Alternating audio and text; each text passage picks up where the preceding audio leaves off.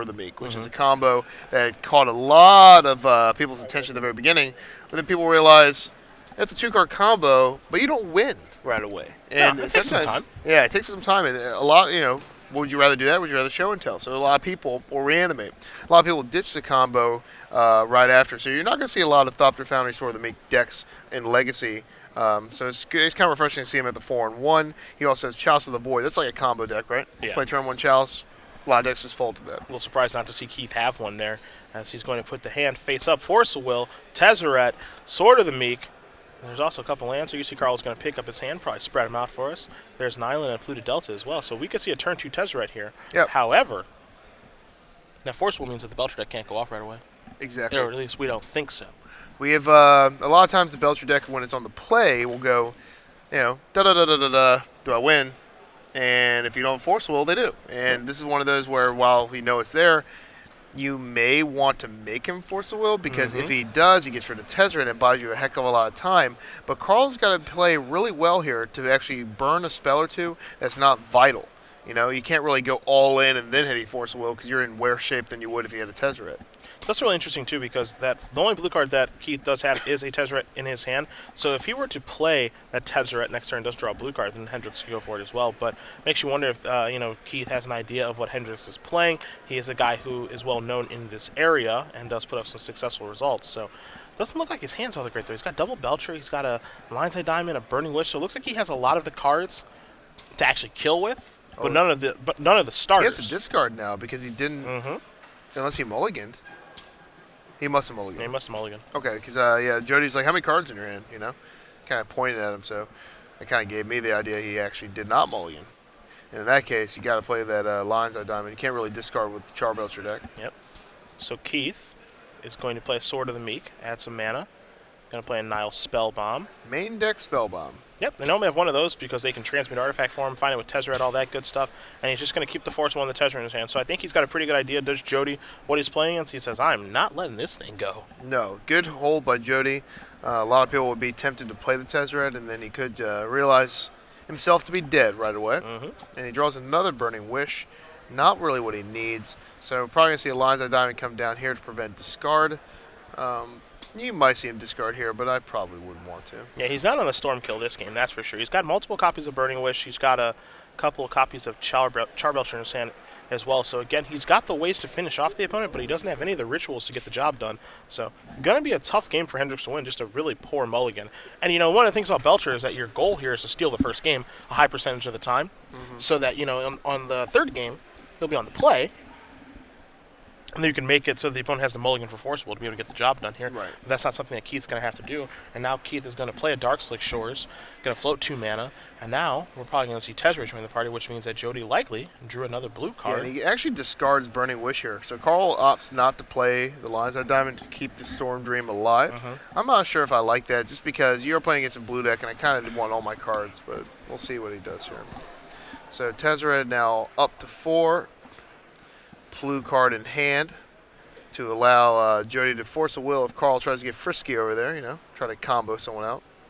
And this is a perfect example of the unfair decks of Legacy here. Charbelcher obviously doesn't look like this game, but most of these draws kill you on turn 1 or 2. And if you don't have an answer, like force a will, then it could be, lights out right at the beginning of the game. So Probe here, taking a look-see. So no blue card. All right. Am I wrong? Yeah, no blue no card. blue card. So he drew Elvis Spirit Guide. So, and he has 2 rights. Does he have a way to produce red mana? I don't think he has a red mana starter. Oh, man. If he had a red mana starter, this would be, that's easily enough mana. Yeah, because he's got 1, 2 with the lines, that would be enough. It'd be 3 mana from the rights, 1 mana from the Elvis Spirit Guide, which is enough for Charbelcher, and then Lines Eye Diamond, 3 to activate Charbelcher. Yeah. Don't know if it would be completely game. Actually, yeah, he's got the 1 Titan in his deck, so there's Lion's Eye Diamond. I don't think unless we're missing something, I don't think he can actually cast his Rite of Flames. He's got an Empty of the Warrens in his hands, other red cards. So again, he needs to just hope that Jody doesn't draw a blue card. That's his big plan. Yeah, and Jody, what do you do here? Do you keep upping Tezzeret? I think you need to, because you want to hit your Thopter Foundry. I mean, you do want to hit your.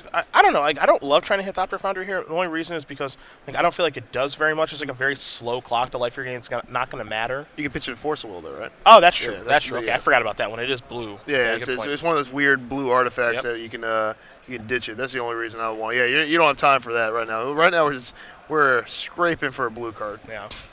I don't know what's in Jody's hand. He drew something. So he's cracking his land. Yeah, he might be cracking. Yeah, he could be cracking the spell bomb here too to see if he draws it. I would have cracked the spell bomb the last turn, or actually way earlier, just so you got to see if he hit that blue card. Yeah. I mean, Carl might just believe that he has the blue card, so Jody could be on the big bluff. But the jig is up now. He knows there is only a Force Will in his hand. 2 mana.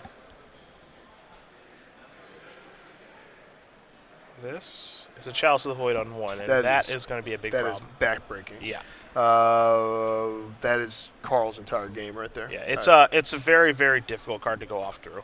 Yeah, especially with knowing he's hand, he has the 2 Rite of Defiance. I mean, if maybe he had like a Seething Song and he had like a Tinderwall already in play, maybe. Yeah. But now it's like, man, you were just in deep trouble. Lion's Eye Diamond off the top. This hand has just not come together at all for Carl this game. No, a land grant might have been able to get him in the game because you can actually land grant, play a land, Elvis Spirit Guide, then have Burning Wish to start looking through his sideboard to get something. But right now, not so good. So we'll see Chalice here on the screen. It counters all spells. So if you were to play something uncounterable, Chalice of the Void would not work on it. Yep. It is another weird card from back in the day. Old Mirrodin. Yep. Old Mirrodin's famous for making a bunch of cards that are either cool or broken. Affinity came from that whole era. Everyone remembers that if you played back then. Loved it. Yeah. Not true. Yeah. You know who loves it? Another friend we mentioned earlier, Alex Maslton from our area. The Affinity Master. The master himself. So there are people that, latch onto a deck and never let go. That's right. I wouldn't let go either. I think he's got like 4 modern Grand Prix top 8s with it, so yeah. I wouldn't let go either, trust me. I remember, I think it was Pierre, Canale, who won a Pro Tour with Won Pro Tour Columbus Affinity, in 2004. It's one of those decks, even in Legacy, if nobody sees it coming, you can come in and just crush people with it. Because it's a deck that's easily hated out, but if nobody has to hate, then I bet you Jody's benefiting from the same thing. He's got all these artifacts, and who plays artifact hate nowadays? Yeah, not a ton of people, that's for sure. Chalice of the Void going to be found off of Tezzeret as it does tick up to 6. So we'll see if he wants to try to deploy this for 2. And if he has it on 1 and 2, then it's like virtually impossible for Hendrix to be able to go off. Yeah, Tezzeret will just ultimate 2 and kill him in about 1 turn anyway. If you guys want to bring the Tezzeret up on screen here, Agent of Bolus, his ultimate drains you 2 life per, or double it says to be more specific, for every artifact you control. So he's got 1, 2, 3, 4, 5. Has a 20-point drain. He probably could have just killed him this turn, actually. I just read how much damage that would have been, right? It's going to be 2, 4, 6, 8, 10. He has a Chalice in his hand for another he could have played and 1 more artifact there, I think. No, it would have been lethal. It would have been 1 short. 1 artifact short. Because you got 1, 2, 3, 4, 5 in play, right? We lose twice the number, so each one deals 2. So we need 10 artifacts in play to kill him. Yeah, 8. I counted. He only has 6. Oh, he's at 16. Okay, yeah, sure. Yeah. So 1, 2, 3, 4, 5. He has 6. I thought he had another artifact in hand too. All right, so 1 more turn probably. Yeah, Tezzeret will be finishing this game off soon enough. Another Lion's Eye Diamond off the top. This is a very poor series of draws here for Hendrix. Right, and it's actually inevitability because Tezzeret, especially in the blue-black Tezzeret deck, you're going to be hitting artifacts every time you plus Tezzeret. Yeah. So it's just a couple more turns where he just needs 2 more artifacts to finish the siphoning off here. So Hendrix just placed another Lines of Diamond, pass the turn back. Keith going to activate Tezzeret, going to knock it down, attack with the sword, put him to 11, and then Tezzeret will be lethal in the next turn for the ultimate. So down to 11 as a 5/5 Sword of the Meek's going to come across into the red zone. See the counting here of exactly what does this do. It's all right, take 5. Yep. Got Tezzeret. Did you ever play with it, making your little what is it called? The 2-mana cantrip that draws a card, the one that puts a land in your hand, the Ichor Wellspring. Yeah, the Wellsprings. Yeah, that was definitely a sweet time there. Engage, attack before. It just has to be through Planeswalker. Yep. So Hendrix draws a card here. Put that on 5 so you make sure he knows exactly how big it is. And draws a Lotus Petal, which isn't going to do very much. Yeah, Carl is pretty much down to no outs because you need either 1 or 2 to start making mana, land grant being 2. Tinder Wall being 1, Rite of Flame being 1. So plenty of mana things he could have done. However, the chalices will prevent that from happening. So Lotus Petal comes into play. Pass the turn back here. And assuming that Keith does just attack and activate Tesserate's ultimate, this one should be over. Yeah, this game, Chalice is such a good card against a lot of decks, but Charbelcher is one of those where you have to pay for being so explosive. It actually folds to a lot of things. So folds, and folds. Chase the Mind Sculptor going to come into play here. Says I'm going to Fate Seal you, and that's going to do it. So Jody Keith is going to win game number 1 here against Carl Hendrix. Blue-Black Tesseract up against Charbelcher. So we'll go to the sideboards here. We'll go to the Belcher list first, which, oddly enough, I've put in front of myself to take a look at. Please, help yourself with some Belcher. I do like this deck a little bit. There are goblins in there. In theory, there are goblins in here. The Warrens are emptied in there. So. A Vandal Blast, an Ingot Chewer, a Pyroclasm, 2 copies of Guttural Response, and Empty the Warrens, a Pyroblast. We've got 4 Xantid Swarms, a Reference Silence, a Hull Breach, and 2 Red Elemental Blasts. So a couple blasts here, which we do see in the sideboard sometimes here from Belcher players. Could come in, again, 2 Rebs, and then the Singleton Pyroblast.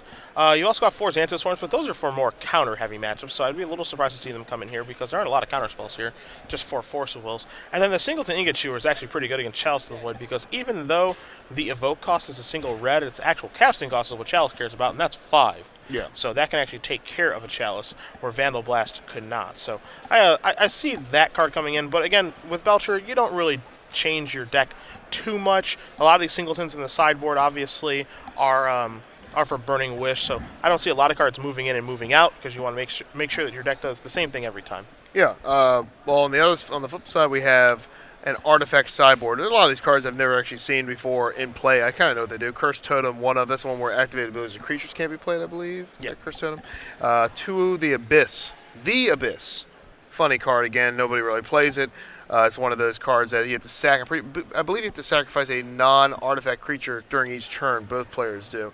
You see Nether Void and the Abyss kind of in commander decks. It's one of those, prideful collector cards that you would have. But you see it here in competitive Magic. And then we see something from the commander set. And there it is on the screen, the Abyss. But we see a card, the only card in the new commander set that's coming out that I believe is playable is Toxic Deluge. And it's actually in his deck as a 1-of. It's the 3-mana Wrath of God, pretty much for black, where you pay X amount of life, and the creatures get -X till end of turn. A new card that's come out, there it is on the screen. I think this is a card that can see some legacy play. I'm not sold on it completely, but it can replace the Parish in my sideboard if you guys are thinking about playing Stoneblade next week. It can do the same thing because against elves, it kills everything. Against Deathbright Shamans, you pay 2 life. You can also take out some things that aren't green as well. You can board it against goblins or merfolk. The only negative, of course, is that you don't really want to pay all that life to kill a Tarmogoyf, or Parish to kill a Tarmogoyf, free of charge. Other cards are Meekstone. I believe that's creatures with power 3 or greater. We're gonna test your knowledge today. Oh man, we're going deep with these cards. Meekstone, I think 3 or greater don't untap. Artifact. And I think it's back in Revise or all the way back beta. There it is. Power 2. Power 2 greater. Wait, hold on. Power greater than 2. No. Yep. Okay. So power greater than 2, so 3 or greater. 3 or greater. Okay, You're cool. right. Yeah, Okay. I think I've seen a more modern one. I've seen Chris Anderson play this before. Yeah, it's a pretty funny card also. Then he's got Grafdigger's Cage, Trinisphere, Pithing Needle. There's a lot of prison-style decks where you can play, let's say, a Trinisphere very early, like a turn 1 or 2, and the game's over, like Belcher. If you have to pay 3 mana for all your stuff, you're not going to net gain any mana, you're not going to be able to win. This seems like a nightmare for Belcher because you got to get through Force of Will, like everyone else. That's your turn 1. And then if you say go, turn 2, he untaps with Trinisphere, Chalice of the Void, 4 of those, Pithing Needle. Let's see what else he has. Duresses, like hand disruption when it comes to that stuff. He has Ratchet Bomb, which is pretty good against lines of diamonds and such. You can prepare and stop him from getting that advantage. You have, let's see, Engineered Explosives, another decent card against him as well. So a lot of good artifacts in this deck against the Belcher deck. So it could be worse. Could be playing against like a bug deck that plays 4 Hymn to Turok, Force of Wills, and Counter Magic. But this is not exactly an easy matchup at all.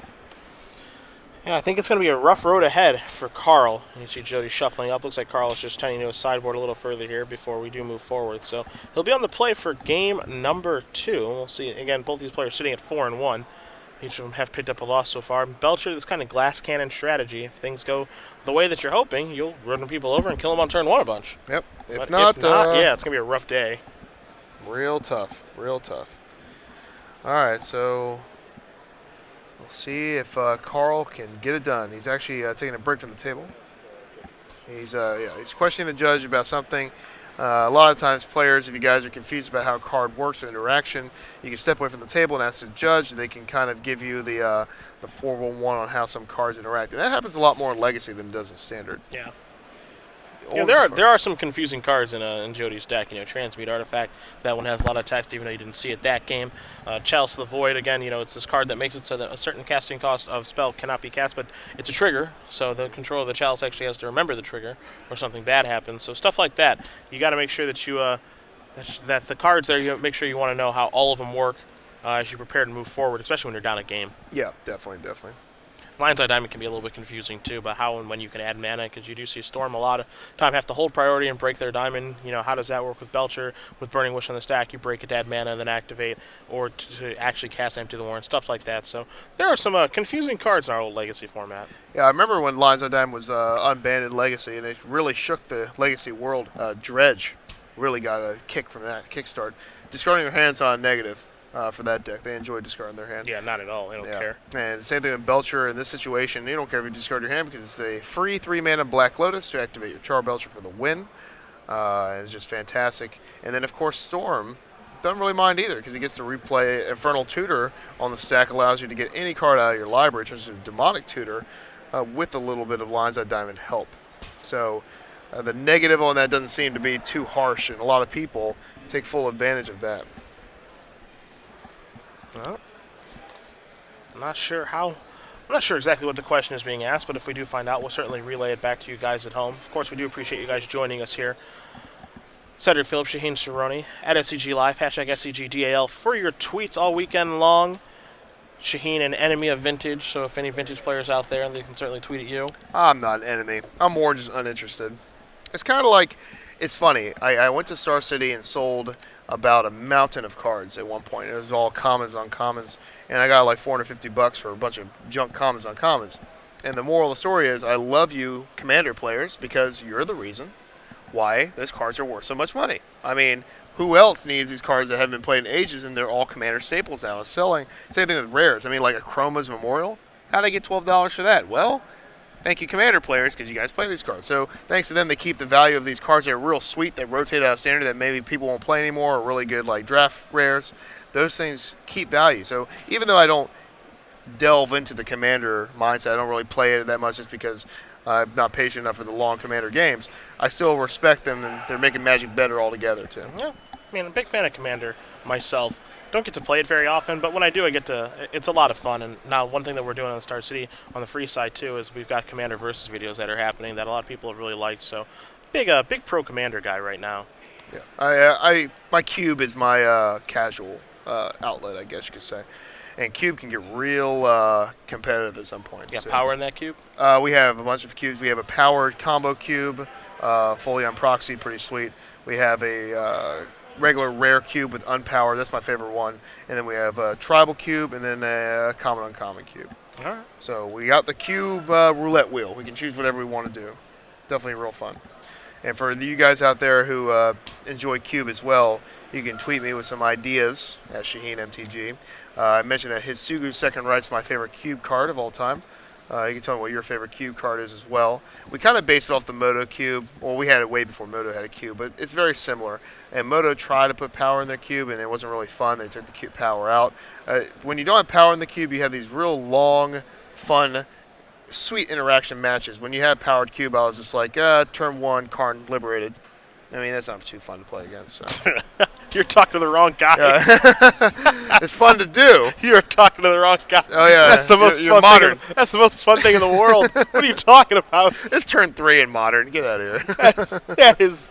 I couldn't ask for more. Yeah. I love it.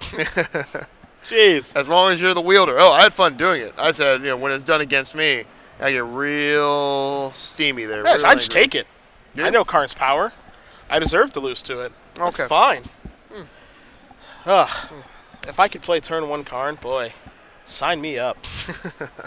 Vintage. There you go. For all you vintage guys out there, that's your brew. That's me. Play some turn 1 Karn. Both players taking a mulligan here, down to 6. The last vintage deck I played was Draw 7. I don't know if you remember that deck. It was years ago. It basically played all the Draw 7s, spells, and like diminishing returns and all that stuff, and then killed with Storm. Okay.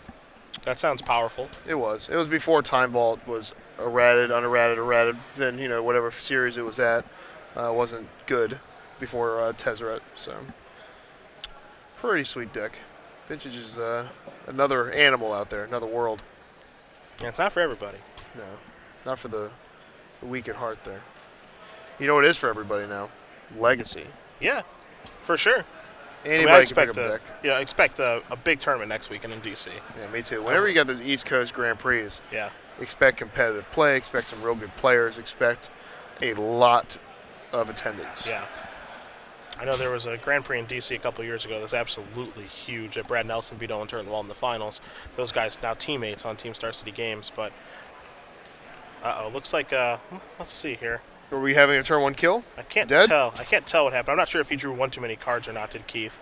It looks like he may have, because he's got 6 on one side and a single 1 on the other, so it might be a forced mulligan down to 5. We'll see exactly what the judge and the table spotter says there, so looks like an honest mistake. But the rules are rules. Rules are rules. We live in a society. Yeah. Maybe he has to just take a card back at random. Not quite sure. Yeah, just can't tell how many cards. It looks like there's 7 cards there. So. Yeah, I think you put the 1 back on top. Yeah, we'll see what does end up happening here. What I thought was going to be a pretty fast match couldn't be farther from the truth. Yeah, we're only on game 2. Yeah. It's been 22 minutes now. Belcher normally either you're dead or you're not. Yeah. Yeah, and, there's definitely a reason why Belcher's appealing, because out of nowhere, you're just like, look at my 7 and kill you. Yeah. And then we move on, go get some food, go relax, take a little break between rounds. That's the random card that's going to go back on top of the deck. And it looks like I think if it's a forced mulligan, he's probably going to have to put another one back. I'm not quite sure what the ruling is going to be here. Yeah, it looks like he's probably going to, it's going to be a forced mulligan. He's going to have to put 2 back, so he's going to have to keep 5 cards. Okay. So we'll see if that 5 card hand's good enough. Could just die on turn 1 though, so it might not even matter. Yep. And I see Chrome Mox, and I see a Belcher, and I see Mana, and I see Lions Eye Diamond. This looks like a turn 1 kill. Yeah, it looks like we're pretty close to a turn 1 kill. There's a Mox. I think What's there's that red card? That's Burning Wish. Simian Spirit Guide. Oh, that's turn 1, because you go Mox. Well, actually, let's see if he can remove a card and still. Yeah, I think he's short of mana because his hand is 2 Spirit Guides. His 2 Spirit Guides, a Tinder Wall, a Belcher, a Lion's Eye Diamond, and a Mox. He's on a 6-card mulligan, so he's 1 mana short of being able to play Belcher and activate it in the same turn. So he just has to pass the turn back. So Keith will draw his first card for the turn. And that is a City of Traders. It looks like he's going to play. Does he have a Force Will is a question. I don't see one. He might have a Chalice for 1, but a Chalice for 1, oddly enough, is not very good against this hand. Actually, it's fine against this hand. It's not great, though. He gets to remove Tinderwall, at least on Chrome Mox. Yeah. And then you draw another mana source. Now, question is, should he have played Tinderwall during his turn? Because he's not winning with Storm to avoid Chalice for 1. Sure. That could have been a better play, I think. But then what do you remove? Yeah. You're not really gaining much. Draw a card. Draws a Gataxian Probe. Can't even cast that. Yeah, can't cast that. And I think if he had Tinderwall out last turn, probably would have won here, because he could have he would have Chrome Mox Tinderwall out, 1 Spirit Guide less, and that's 4 mana for Charbelcher, and then he has the Lion's Eye Diamond. Yeah. Because, if you use a Tinderwall during the same turn, you get 1 less mana. Yep. It costs 1. So if he would have played it last turn, he would have won. Maybe. If Jody doesn't have a force. He's going to pass the turn back, so Keith's going to quickly untap. He'll take a draw. Force of Will. Boy. There's a Demir Signet. Does he have a blue card to go with it? I think he probably does at this point.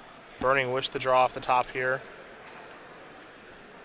That one is going to make it so that I think he can go now, because Chromox on there, Simeon's Elvish Spirit Guide remove, play Tinderwall, that's 2, Chromox on Burning Wish is 3, the other Spirit Guide is 4, so that's Belcher, yeah, so that's enough to actually go off, but that Force Will actually blows everything up. Yep. That's the problem. So Lion's Eye Diamond is where Hendrix is going to start. He's just going to pass the turn back. Wow. Surprised he doesn't go for it here. I'm surprised also. Oh, so I'm sorry. He can't cast Tinderwall. I'm sorry. Yeah, okay. Yeah, never mind. Yeah, the Chalice. Yeah, the Tinderwall. I think. Well, we both agree the Tinderwall probably should be in play already. Yeah. It kind of waiting doesn't really do much for you with that. Because Storm, if you think Charbelcher's hard to kill with 6 cards, Storm is pretty tough too, especially when you have a Charbelcher in your hand. Once you have that Belcher in, you're pretty much on one plan. So I'm going to float 2 mana with City of Traders. Going to play a Seat of the Synod as Keith. So there goes the City. There goes the City. Blue, black, blue. So maybe a Tezzeret here? It looks like, yes. I think I agree with you. Jace too. It's going to be a Transmute Artifact. Okay. Let's go get something sweet out of our deck here. I can't wait to see what this is going to be. It could be anything. Could be a Trinisphere. Hello and good luck. Chalice for 1, Trinisphere. Yeah. Now he's playing a combo deck over there, right? Yeah. You don't get to play Magic anymore. Yeah. That's and really funny. This is what Prison Magic is all about, man. Yep. I mean, I don't let you play spells. I get to play spells. Yeah. Like, who's laughing now? Yeah. Combo deck. All right, so Jody is in the driver's seat.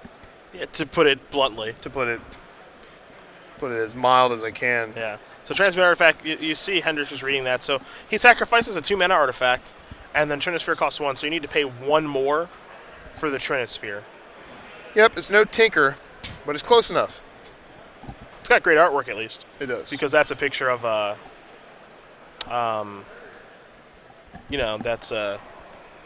yep. I have no idea. I have no idea what it is. That's a thing. Stuff is happening. Okay. That's what that is. It is a thing. That's a transmutation of an artifact. Oh, so it's an artifact transmuting. Yes. Changing into something. Yeah. Oh, yeah, that's what that is. Lion's Eye Diamond off the top. Do you want to know what my favorite artwork is? My favorite artwork of all time? Probably a Me-Boy Changeling would be mine. That's good artwork. Yeah. I like that. If we have a second, we can bring it on the screen. A Me-Boy Changeling, one of the better art. Yeah. Both players are just going to play draw go here now, as neither of them can actually cast these spells. Yep, so Carl can't cast spells. Jody doesn't mind not casting spells. No, he can just wait forever since he has this cool thing called lands in his deck. Yeah. He's just going to pass the turn back, so it's just going to be a lot of draw go, and Carl's going to have to discard some cards here. I'm not sure what cards Carl can draw to get out of this. It would have to be mana sources that are free up the yin-yang here. We're talking about like every spirit guide in the world. Yeah, I've played against a Trinisphere when I played this deck a lot in 2009, 2010. I actually beat a what was the mono white stacks? I actually beat a Trinisphere because I drew all of my spirit guides and seeding songs and a Charbelcher. That's like pretty much the only way you can get through because your rituals just aren't going to generate like any mana.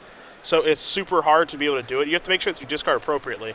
But it can be done. It's not impossible, but improbable. Yeah, with a Chalice for 1 added to it probably makes it that much harder. Yeah, yeah. I mean, I just don't know what he could possibly draw here to get himself out of this. Yeah, you have to rock a bunch of spirit guides and seeding song into a Belcher. That is the trick, as it were. Also, your opponent has to be playing mono white and not Force of Will. And not having 3 Force of Wills in his hand, I think, yes. Yeah. That's the other trick. Yeah, yeah. So not only does he have Force of Will backup, he's got another Force of Will in case that first one doesn't go well. So what I'm saying is this is going to be really easy to do. Yeah. Okay. Yeah, we're going to see it right now. 4 mana here from Keith since he does draw an Ancient Tomb, so a double land in the house, and there is a Jace the Mind Sculptor. They also need to not have that. Yeah, not play Planeswalkers. Yeah. If we're in Vegas, the odds are getting increasing by the thousands per turn here. So. But he's got a Fate Seal, and it's like I think every card he looks at, he's like, keep it. Just keep that. Keep that too. Yeah, keep all your cards. Discard, just Saxony Pro that was off the top. Keith's going to draw a card here. I wouldn't be surprised if we just see a Fate Seal victory. Yeah, it's going to be Fate Seal. Yeah. You know, if I was on that side of the board, I'd probably be brainstorming. You'd be brainstorming. I know. I've seen you in action with the Jace. Yeah. I mean, you know, you never can lose when you brainstorm. That's how I feel like anyway. It's like to draw a lot of cards. And if Keith does find a Tezzeret in between this Fate Sealing, that'll certainly get the job done. But Hendrix is literally just going to draw every card. And Vendilion Click will actually be the pressure that's necessary to get the game over with. So now he's coming at him on 2 fronts. And he's going to write down his hand. It's a bunch of junk. He's like, oh, it doesn't do much at all. So that's pretty much problematic. Yep. So Clicky's I think the only card that needs to be taken here is and I guess in theory Chromox is actually still in his hand, but the only card that needs to be taken here is the Spirit Guide, because that's the one that actually generates mana. Yeah. Yeah. The rest of them don't actually generate anything. Yeah. Probably take the green one because he has 2 red ones. Yeah. And he will do so. Yep. So Elvish Spirit Guide, bottoms up. He's like, I think so. And he's not thinking because it's a hard decision. He's thinking because all these cards actually don't do anything. Yeah. Hendrix is still going to have to discard. All right. So there goes the Chrome Box. Now Keith on tap. He'll take a draw step. Going to use Jace Likely to Fate Seal again. Tezzeret, He may Agent have of drawn a Bolus. Tezzeret. Yeah, so now he can clean this game up a lot faster because there is Tezzeret. He can make a Trinisphere, which is winning already. Yep. Get the job done. Yeah, there's no series of cards Carl can draw to get out of this pickle he's in. The only interesting here is Tezzeret works as long as it's in play. It's not one of these clauses where it doesn't work if it's tapped. No. Okay. I don't think it's. I don't think. I'm talking about like Trinisphere's tapped. Or Trinisphere, yeah. Uh-oh. Yeah, bring that Trinisphere up. If you can for us, Captain. We'll take a look. That's a good point. There are some weird ones. As long as it's untapped. That's